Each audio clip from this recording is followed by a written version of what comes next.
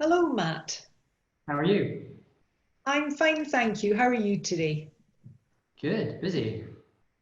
Yes. Well, thank you for agreeing to do this. It's slightly unusual, I guess, to be recording something like this, but you and I have had a few Zoom chats over the lockdown, so I thought it would be nice just to record and reflect some of our discussion. And I wondered whether we could maybe just kick off by you describing how you guys are actually operating now in a sort of phased release from lockdown. At the moment, we're still operating, as we have since late March, by working remotely, which at least in Dubai still seems to be the norm for most of the international law firms. But I hope, fingers crossed, that there's no noticeable impact on sort of service levels or anything else we're doing. Certainly, there's been no slowdown in case numbers, and if anything, there's been a quite marked increase in the last few weeks, despite sort of lockdown measures easing. So I think we may be going back to the office in a phased way over the coming weeks, but there's still discussions happening around that and how that might work. So when you say there's been almost a marked increase, was it initially quieter for a few weeks? I think when Dubai was in its very restrictive lockdown, when we could only leave home with a police permit, there was a slowdown in work and certainly fewer emails coming in on a daily basis as everyone was adjusting to what had happened. And I think what's happened now with the timeline is disputes have arisen out of the pandemic and parties haven't been able to resolve those. And now we're starting to see those emerging. There's inevitably a bit of a time lag. And in the last, I would say 3 weeks, what we've seen is a real increase in requests for urgent applications. So emergency arbitrator appointments, expedited formations of tribunals, that's really picked up in a big way. Yes, that's very interesting. I remember at the beginning of the lockdown, I did an article for one of the magazines, almost trying to predict what would be the first type of disputes that might emerge. And I'd wondered whether, for example, termination might be one that would require some urgent steps, calls on bonds, that sort of thing. So it will be interesting to see how that develops. But like you, I felt it was quieter, probably while people really adjusted to the new working regime. And then just steadily, we've gone back to almost working as normally as we can. What about virtual hearings, Matt? Are you aware of any having been done? We're certainly seeing some happening, but it's a real mixed picture. There's a surprising number of claimants who seem reluctant to embrace the virtual hearing and are insisting on an in-person hearing. It's sort of perhaps more understandable where respondents are insisting on the delay. But equally, there are some parties who, I think everyone in the dispute resolution space accepts that a virtual hearing is not quite the same as a in-person hearing. We probably all prefer to have an in-person hearing if we could.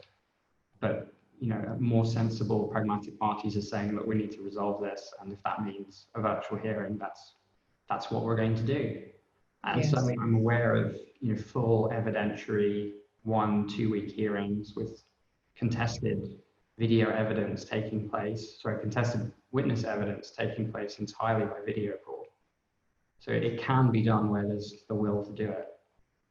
Yes, and I think what's interesting as well is that there's been some who were very happy to postpone once, but given that lockdown has carried on and we're going to have lots of social distancing measures for a long time, I don't think there is likely maybe to be the second postponement that parties will accept. Well, we've got to try to do it in a different way.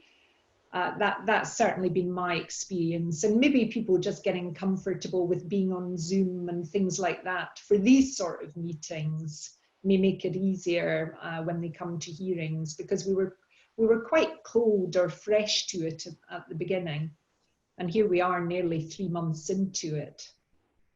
So I don't think I'd heard of Zoom in February 2020. yes, Now a Zoom meeting is something that happens every single day. It's every working day. It's sort of unthinkable not to have one. It is. It is. Although I'm disappointed, Matt, your bike has disappeared. I thought that was the virtual bike. The bike should be shifted to one side.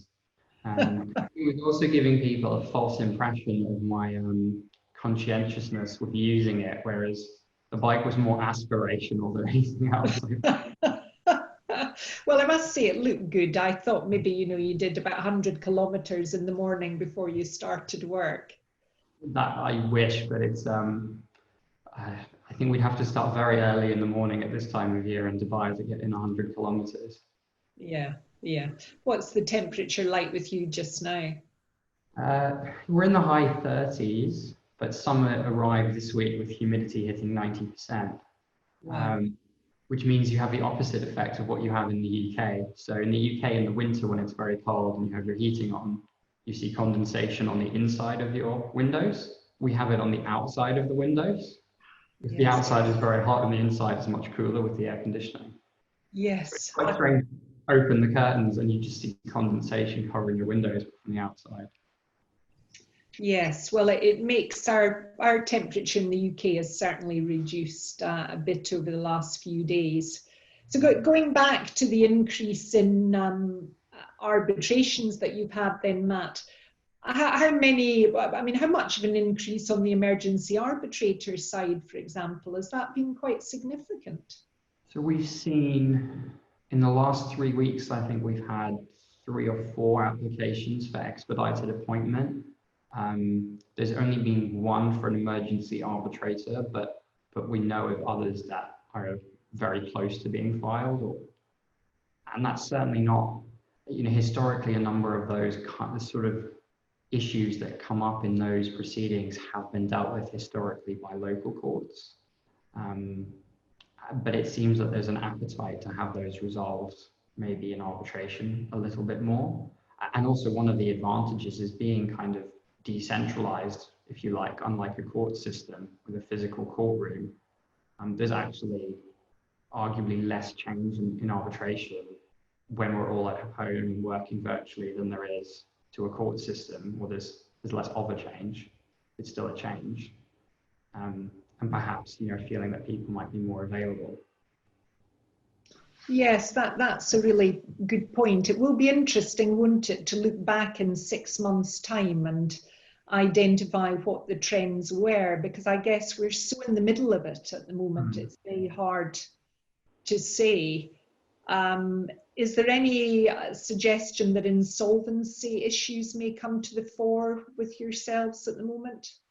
I think we've seen that in a number of cases recently where parties are saying, the pandemic is a reason for a dispute of some type, and if it's not resolved urgently, then there's a real risk of one of the parties becoming insolvent, which is interesting. I think you'd have a different view to me maybe from an arbitrator's perspective, but that's quite a difficult thing to make out, I think, factually. There's always an element of uncertainty in the submission that a company may become insolvent soon. Yes, they're making some changes to the insolvency legislation in the UK at the moment as a result of COVID-19, which that must be unprecedented, I would have thought, to do something like that to cope with a pandemic. So it will be interesting to see how it does develop as far as arbitration and certainly within the UK domestic adjudication plays out. My sense is as well that people are perhaps, and it's maybe part of this, are moving faster to dispute resolution than they would have done. And it may be an anxiety on both fronts, maybe about solvency, but also about cash flow for the claimant. It could be. I think there'll be. I think if and I did this actually a few months ago. I looked at some of the figures from some of the big arbitral institutes in sort of 2008, 2009, and what you saw across the board was a really noticeable increase in that period, as a result of a financial crash.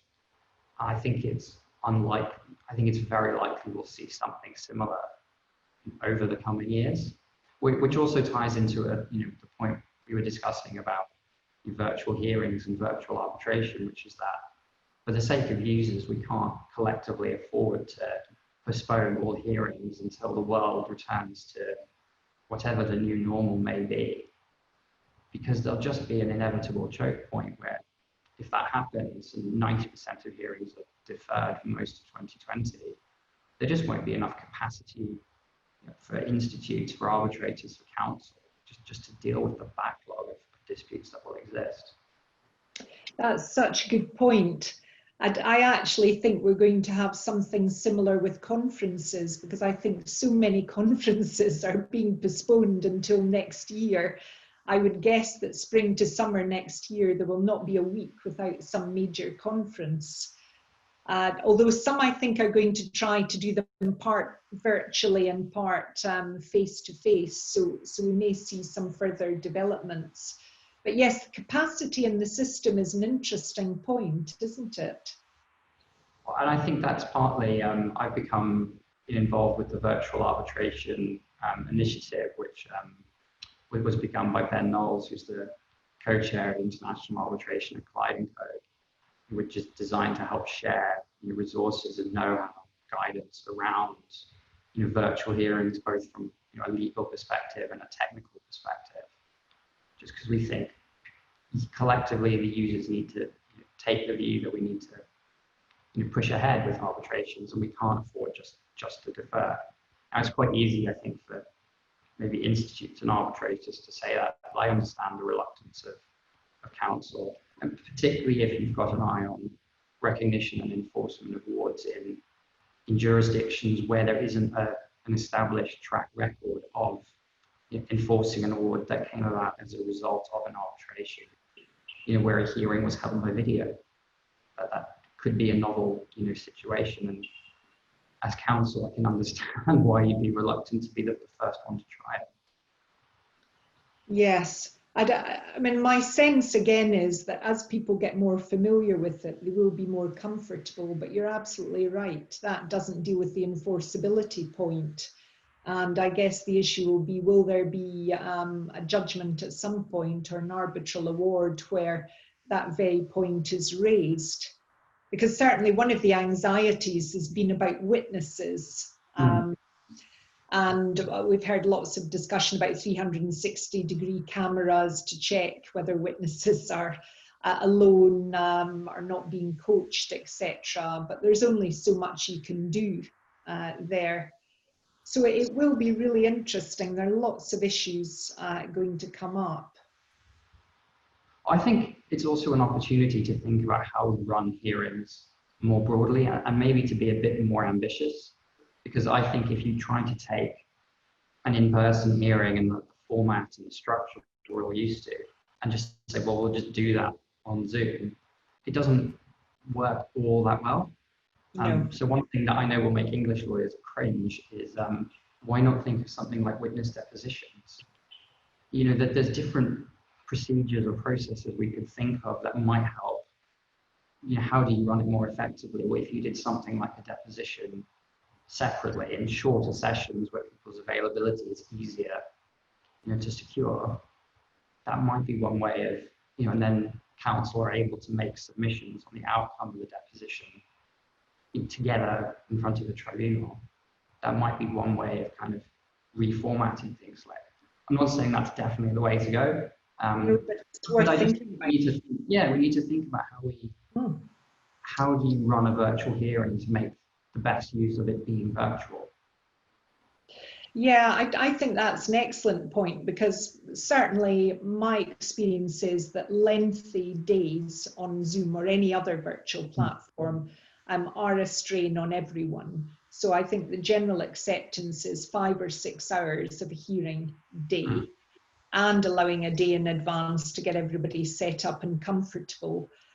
There's an issue about concentration. There are so many other issues come up. So doing it in some sort of bite-sized chunk is definitely worth looking at. Sounds like you're going to be doing a good paper coming out of this task force then, Matt. I don't know. I have to find the time for that, but it would just be interesting. I mean, I'd be quite interested in it may be crying out for some kind of anonymous survey just to see, across the board how many people have seen in hearings postponed, but how many people are willing to give the virtual hearing a try. Just in terms of data.